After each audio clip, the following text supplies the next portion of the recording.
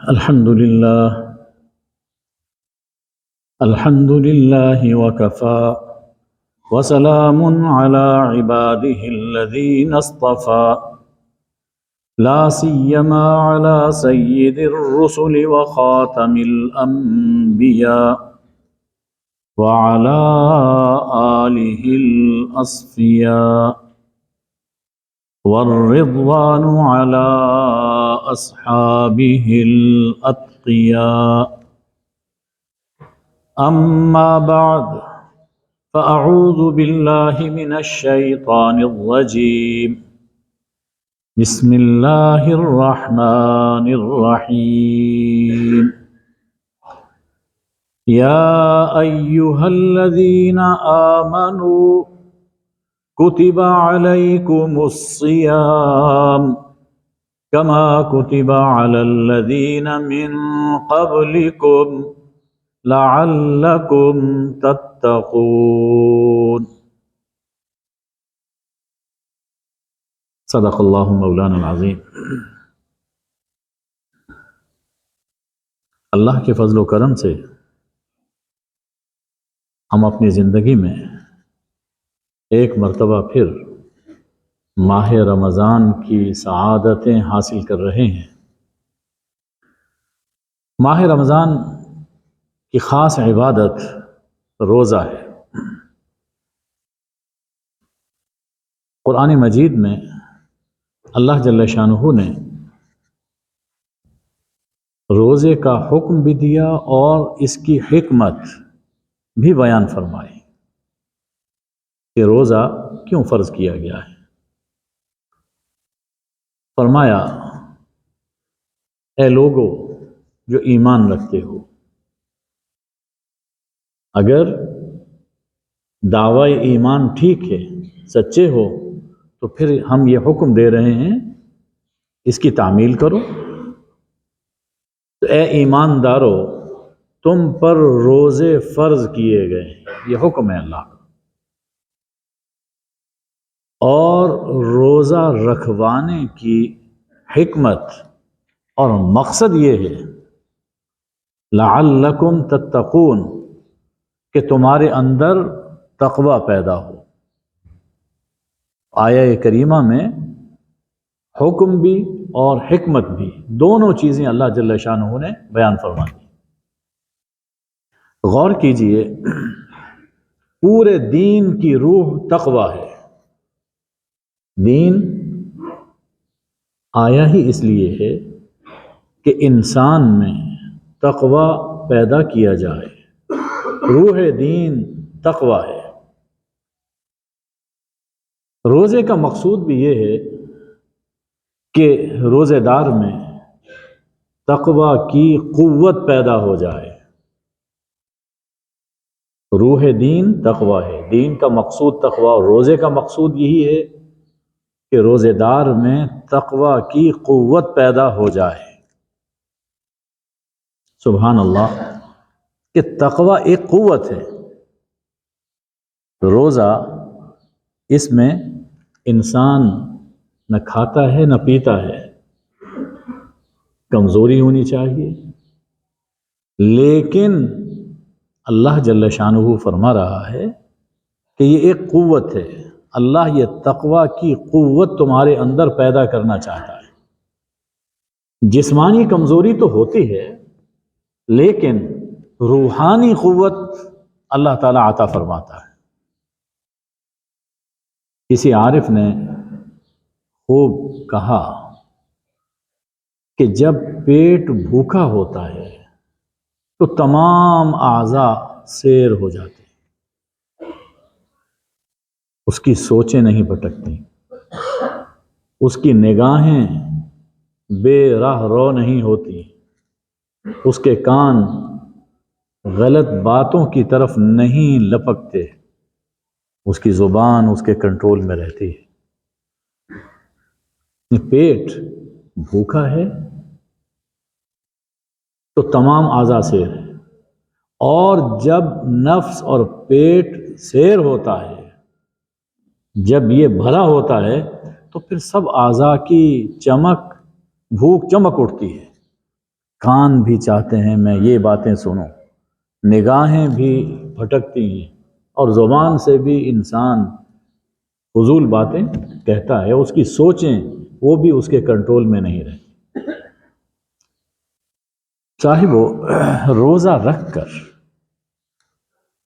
روزے کی یہ حکمت کیسے حاصل ہوتی ہے، اسے سمجھنے کے لیے ہمیں کائنات پر ایک نظر ڈالنا ہوگی۔ اس کائنات میں 3 طرح کی مخلوقات آباد ہیں۔ نمبر 1 فرشتے، 2 حیوانات، 3 انسان۔ جن بھی ہیں ان کا وجود ایک حقیقت ہے، لیکن جنات احکام میں انسان کے تابع ہیں، اس لیے ان کا الگ ذکر نہیں کیا جاتا۔ سورہ الرحمن میں اللہ نے دونوں کا ذکر فرمایا، خطاب فرمایا یا معشر الجن والانس، لیکن باقی احکام میں جنوں کو براہ راست خطاب نہیں ہوتا، وہ انسان کے تابع ہے۔ اب یہ مخلوقات، ان کی طبیعت اور فطرت پر غور کیجئے۔ ملائکہ، فرشتے، یہ سراپا لطافت اور روحانیت ہے، ان میں حیوانیت بہیمیت نہیں ہے، لطافت اور روحانیت۔ ان کے سردار وہ بھی الروح ہیں، تنزل الملائکۃ والروح، اور غذا بھی روحانی ہے۔ فرشتوں نے کہا تھا وَنَحْنُ نُسَبِّحُ بِحَمْدِكَ وَنُقَدِّسُ لَكَ، یہ اللہ کی حمد، تسبیح، تکبیر، تحلیل، یہ فرشتوں کی غذا ہے، لطیف غذا، چونکہ وہ سراپا لطافت ہے۔ اور اس کمال لطافت کی وجہ سے فرشتے مادی جسم اور جسمی تقاضوں سے پاک ہیں، اسی لیے وہ اس ذات والا صفات کے بہت قریب ہیں جو جسم اور جسمانی عوارض سے پاک ہے۔ آسمانوں میں ان کا ٹھکانہ۔ دوسری مخلوق حیوانات ہیں۔ حیوانات سراپا حیوانیت ہیں، ان میں روحانیت کا عنصر نہیں پایا جاتا۔ تمام زندگی جسم اور جسمانی تقاضوں کو پورا کرتے ہوئے گزار دیتے ہیں، کھانا پینا، نسل بڑھانا اور اپنے کام میں جتے رہنا، یہی ان کا مقصد ہے۔ اور چونکہ وہ علم و شعور اور روح کی لطافتوں سے بیگانہ ہیں، اس لیے خلافت کی ذمہ داریوں سے بھی دور ہیں۔ اللہ نے یہ خلافت کا منصب ان کو عطا نہیں کیا۔ اب یہ حضرت انسان، یہ دونوں کے درمیان ہے، فرشتوں اور حیوانوں کے درمیان میں انسان، جامع الصفات مخلوق، اس میں حیوانیت بھی ہے اور روحانیت بھی۔ اس میں سارے مادی اور سفلی تقاضے بھی موجود ہیں، اور روحانی اور علوی صلاحیتیں بھی موجود ہیں۔ یعنی انسان میں اپنے سے کم تر مخلوق حیوان کی زندگی گزارنے کی صلاحیت بھی ہے، اور اپنے سے برتر مخلوق فرشتوں کی زندگی اپنانے کی قوت بھی موجود ہے۔ اب یہ انسان پر ہے کہ وہ کس ڈگر پر چلتا ہے، کیسی زندگی بسر کرتا ہے۔ اگر حیوان جیسی زندگی گزارے گا تو حیوان، بلکہ اس سے بدتر، اور اگر بلند پرواز ہو تو فرشتہ بلکہ اس سے بھی برتر قرار پائے گا۔ اب انسان پر ہے۔ اب دیکھیے کہ انسان گرتا کیسے ہے اور اٹھتا کیسے ہے. پستر اسفل سافلین کیسے بنتا ہے اور بلند تر اعلیٰ علیین کا مقام کیسے پاتا ہے. دونوں چیزیں موجود ہیں. اسفل سافلین لقد خلقنا الانسان فی احسن تقویم ثم رددناہ اسفل سافلین کب بنتا ہے، اور پھر ایک مقام اعلیٰ علیین ہے، بلند ترین مقام، اس مقام پر کیسے فائز ہوتا ہے. صاحب و انسان میں اور حیوان میں دو خواہشیں مشترک ہیں. انسان اور حیوان میں دو خواہشیں مشترک ہیں، اور غور کیجئے تو یہی دو ایسی خواہشیں ہیں جو سب گناہوں کی جڑ ہے. ایک خواہش شکم، پیٹ کی خواہش، شہوت بطن، اور دوسری خواہش نفس، شہوت فرج. یہ دو ایسی خواہشات اور شہوات ہیں جو انسان اور حیوان میں مشترک ہیں. انسان اگر ان شہوات کو پورا کرنے میں اعتدال سے تجاوز کر جائے، حلال و حرام کی تمیز چھوڑ دے، تو وہ خالص حیوان بن جاتا ہے. پھر انسان میں اور حیوان میں شکل و صورت کے فرق کے علاوہ کوئی فرق باقی نہیں رہتا. دوسرے چوپائے ہیں، انسان دو پایا. بس اتنا ہے کہ چوپایا بولتا نہیں اور پوری سمجھ نہیں رکھتا، اور انسان بولتا بھی ہے اور سمجھتا بھی ہے، لیکن ہے دو پایا. اس کا یہ بولنا اور سمجھنا نہ ہونے کے برابر ہے. بول رہا ہے، سن رہا ہے، سمجھ رہا ہے، لیکن یہ بولنا، سننا، سمجھنا نہ ہونے کے برابر کہ جس مقصد کے لیے اللہ نے اسے یہ قوتیں ودیعت فرمائی تھیں، جب اس مقصد میں انہیں صرف نہیں کیا جا رہا تو گویا ان صلاحیتوں کا ہونا نہ ہونا انسان کے لیے برابر ہے. سورہ ملک کی ہم تلاوت کرتے ہیں، فرمایا گیا وَهُوَ الَّذِي أَنشَأَكُمْ، وہی تو ہے جس نے تمہیں پیدا کیا. وَجَعَلَ لَكُمُ السَّمْعَ وَالْأَبْصَارَ وَالْأَفْئِدَةَ، اور اس نے تمہیں سننے کی قوت دی، دیکھنے کی قوت دی، اور تمہیں عقل عطا کی. قَلِيلًا مَا تَشْكُرُونَ، تم بہت کم شکر کرتے ہو. شکر کیا ہے؟ کہ اللہ نے یہ نعمتیں جس مقصد کے لیے انسان کو عطا فرمائی ہیں، انسان اس مقصد کے لیے ان نعمتوں کو استعمال کرے.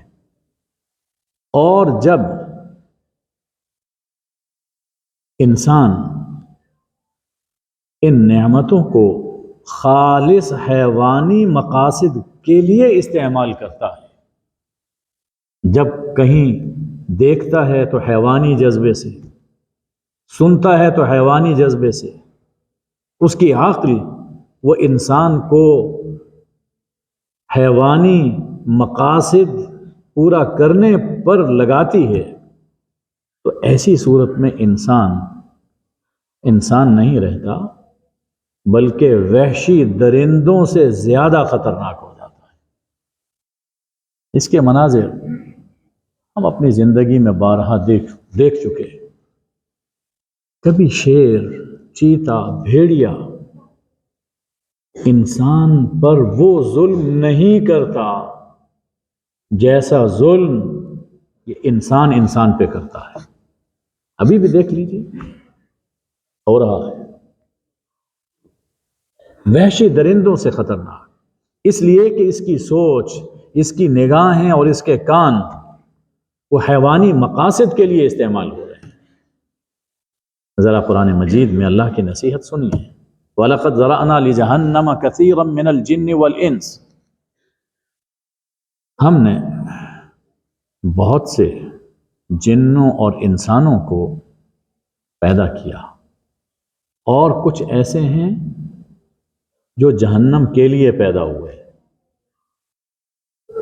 جبراً نہیں، بلکہ وجہ یہ ہے کہ لہم قلوب لا یفقہون بہا، ان کے پاس دل ہیں، دماغ ہیں، لیکن اس سے سمجھتے نہیں ہیں.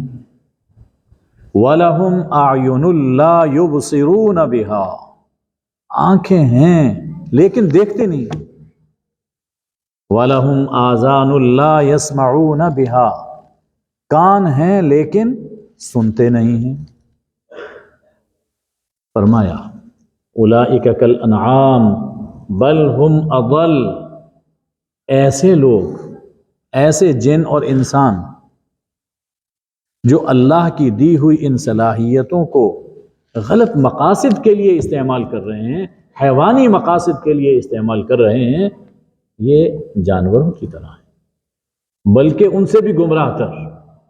اس لیے کہ جانور سے جو کچھ مقصود ہے اس کی تخلیق سے، جانور تو پورا کر رہا ہے، اور انسان اپنا مقصد تخلیق پورا نہیں کر رہا. اولئک هم الغافلون، سب یہ غفلت کی وجہ سے ہوتا ہے، اس لیے کہ انسان کو یہ فکر نہیں ہے کہ میرا انجام کیا ہوگا. دنیاوی انجام کے بارے میں، دنیاوی نتائج کے بارے میں انسان بہت چالاک ہے، کس طرح سے میں اپنا ٹارگٹ اچیو کر سکوں.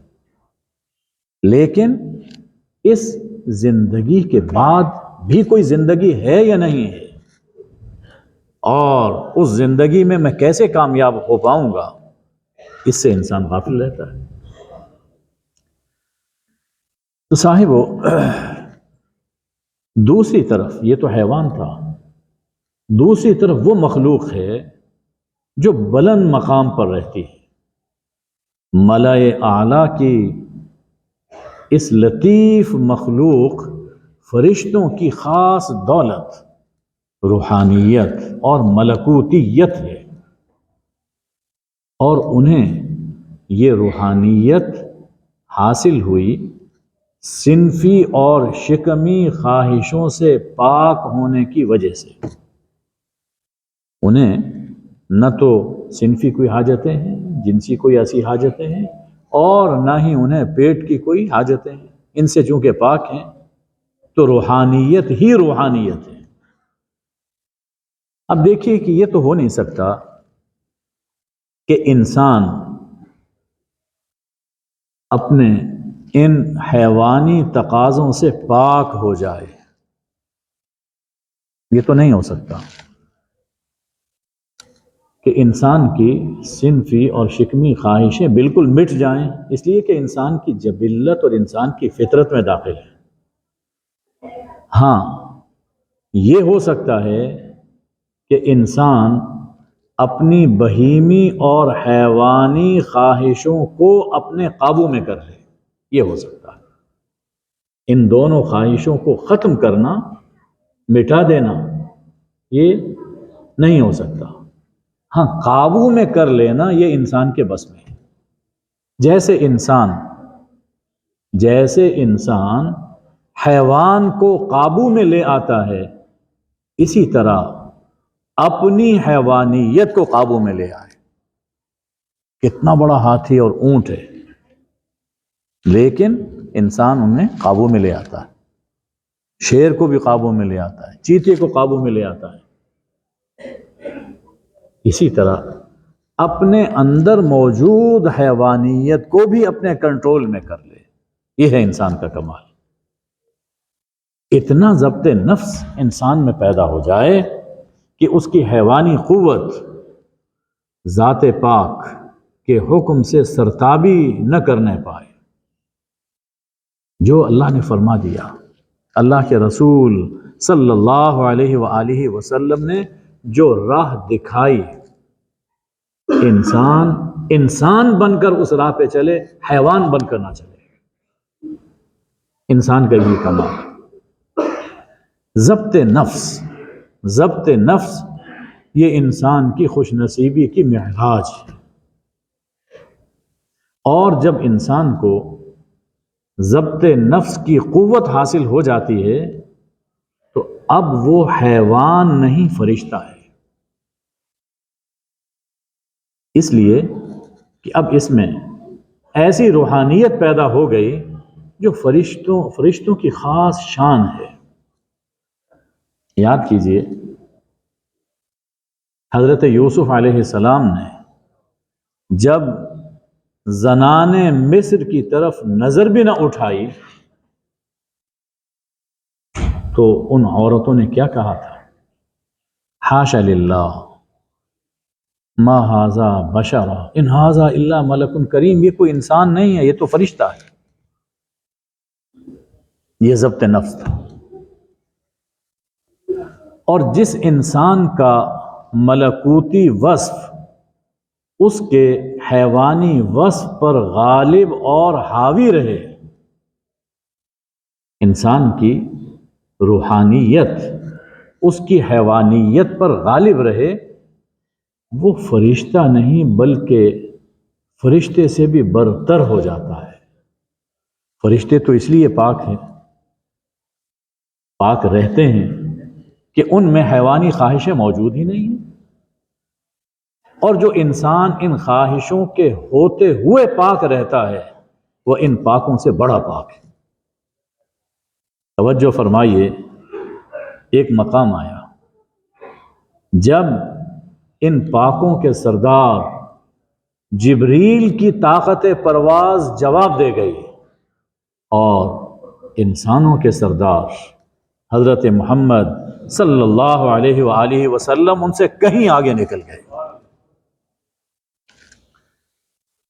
حاصل یہ ہے کہ انسان کی سعادت اور کمال کا دار و مدار ضبط نفس پر ہے کہ انسان کی بہیمیت انسان کی روحانیت کے تابع اور فرما بردار رہے.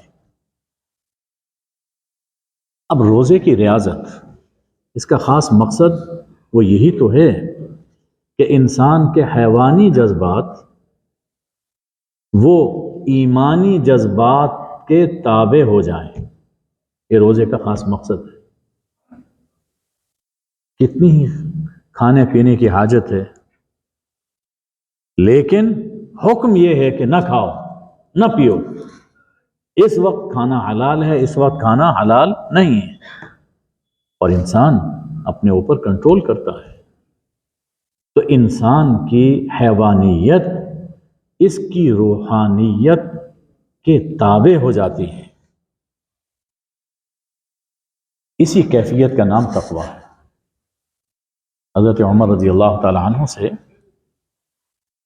ان کی مجلس میں تقوی کا ذکر ہوا تو فرمایا کہ کبھی تم ایسی راہ سے گزرے ہو جہاں دونوں طرف خاردار جھاڑ ہوں؟ اب بارہا گزر ہوا عرب کے صحراؤں میں. کیسے گزرتے ہو؟ اپنے کپڑوں کو سمیٹ کر اپنا دامن بچا کے گزرتے ہیں. فرمایا کہ تقوی اسی کا نام ہے کہ انسان دنیا کے بازار سے یوں گزرے کہ گناہ کے کانٹوں سے اپنا دامن دل بچا کر لے جائے. یہی تقوی ہے. کانٹے تو ہر طرف بکھرے ہوئے ہیں. چونکہ دین کا مقصد انسان میں تقوی پیدا کرنا ہے، اس لیے پہلی شریعتوں میں بھی روزہ کسی نہ کسی رنگ میں ضرور رہا. ہر زمانے میں انسان کو متقی بنانا مقصد رہا، تو روزہ بھی کسی نہ کسی رنگ میں ضرور رہا. فرمایا کہ کتب علیکم الصیام، تم پر روزے فرض کیے گئے ہیں، کما کتب علی الذین من قبلکم، جیسا کہ تم سے پہلی امتوں پر فرض کیے گئے. اب صاحبو کہ روزے سے یہ تقوی ہمارے اندر کیسے پیدا ہوگا، اس لیے روزے کی عبادت پر غور کیجیے. روزے میں مادہ اور مادی اشیاء سب چھوٹ گئیں. اس کے نتیجے میں اب روح کو بالیدگی کا موقع ملا، روح کو سپیس مل گئی. اس میں خواہشات چھوڑی جاتی ہیں تو سیئات چھوٹ جاتی ہیں. دل خود بخود حسنات اور طاعات کی طرف لپکتا ہے. جو چیزیں انسان کے لیے رکاوٹ بن سکتی تھیں، جب وہ ترک کی تو اب دوسرا پہلو اس کے لیے آسان ہو گیا کہ انسان کا دل چاہتا ہے کہ میں یہ نیکی بھی کر لوں، میں یہ نیکی بھی کر لوں. روزی کی حالت میں انسان کی غذا وہ بن جاتی ہے جو فرشتوں کی غذا ہے. تسبیح، تحلیل، تلاوت، عبادت. چنانچہ روزے سے روزے دار میں تقوی کا نور اور تقوی کی قوت پیدا ہوتی ہے، اور اس برکت سے جب یہ تقوی کی قوت انسان میں پیدا ہوئی تو اس کی برکت سے وہ دوسرے معاصی، دوسرے گناہوں سے بھی رک جاتا ہے. دیکھیے لفظ صوم، عربی میں اس کے لیے لفظ ہے صوم. لفظ صوم کا معنی ہی ہے رکنا. صوم کا معنی ہے رکنا. یہ ایسی عبادت ہے کہ اگر شریعت کے بتلائے ہوئے آداب کی رعایت کے ساتھ روزہ رکھا جائے تو دوسرے تمام معاصی سے رکاوٹ بن جاتا ہے. رسول اعظم صلی اللہ علیہ وآلہ وسلم نے فرمایا کہ الصیام جنہ، روزہ ڈھال ہے. روزہ ڈھال ہے نفس کے حملوں سے بچنے کے لیے، روزہ ڈھال ہے شیطانی حملوں سے بچنے کے لیے، اور روزہ ڈھال بن جاتا ہے جہنم کی آگ سے. اگر شریعت کے آداب کا خیال رکھتے ہوئے روزہ رکھا جائے تو روزہ انسان کو بہت سے گناہوں سے بچاتا ہے. دیکھیے یہ شکمی اور صنفی تقاضوں سے رکنا یہ روزے کی صورت ہے. صبح سے لے کر شام تک انسان ان دو خواہشات سے روکا رہا تو روزے کی صورت حاصل ہو گئی، روزہ اس کا ہو گیا. لیکن اپنے نفس کو مسلم یعنی فرما بردار بنانا یہ روزے کی حقیقت ہے. روزے کی حقیقت یہ ہے کہ خود انسان کا نفس وہ مسلم بن جائے. اور دیکھیے کہ اللہ نے حکم کیا دیا، کتب علیکم الصیام، تم پر، علیکم تم پر. اس علیکم میں سر سے لے کر پاؤں تک پورا انسان داخل ہے. تمہارے پورے وجود پر روزہ فرض کیا گیا ہے. علیکم روزے کی صورت بھی چاہتا ہے اور روزے کی حقیقت کا بھی تقاضا کرتا ہے. علیکم پکار رہا ہے کہ روزہ صرف تمہارے ظاہر تک محدود نہ رہے بلکہ تمہارا باطن بھی روزے دار ہو جائے. اور یاد رہے کہ روزے کی حکمت اور مقصد تبھی حاصل ہو سکتا ہے جب روزے کے حکم پر پورے طور پر عمل کیا جائے. اس لیے روزہ صرف دو تقاضوں سے رکنے کا نام نہیں بلکہ سوچوں کا بھی روزہ ہے، انسان کے کانوں کا بھی روزہ ہے، انسان کی زبان کا بھی روزہ ہے، انسان کی نگاہوں کا بھی روزہ ہے. اور ایک ادب روزے کا یہ بھی ہے کہ جتنی عبادات ہم بجا لا رہے ہیں ان میں اخلاص نیت ہونا چاہیے. اخلاص نیت، خلوص نیت یہ سب سے اہم ہے. کوئی سی عبادت کی جائے، روزہ رکھا جائے، اس کا تو علم صرف اللہ کو ہے، لیکن کسی کو سحری کروانا، کسی کو افطاری کرانا یا دوسری عبادات جن کا انسان سے تعلق ہوتا ہے، ان تمام عبادات میں اخلاص نیت یہ نہایت اہم ہے. جو کام کیا جائے خلوص کے ساتھ کیا جائے، صرف اللہ کی رضا کے لیے. اور پھر قبولیت کی دعا بھی کرتے رہنا چاہیے. کوئی بھی نیکی کی ہے تو دعا یہ ہونی چاہیے کہ اے اللہ اسے قبول فرما لے. ڈرتے رہنا چاہیے کہ ہماری کسی کوتاہی اور بے عملی کی وجہ سے عبادت رد نہ ہو جائے.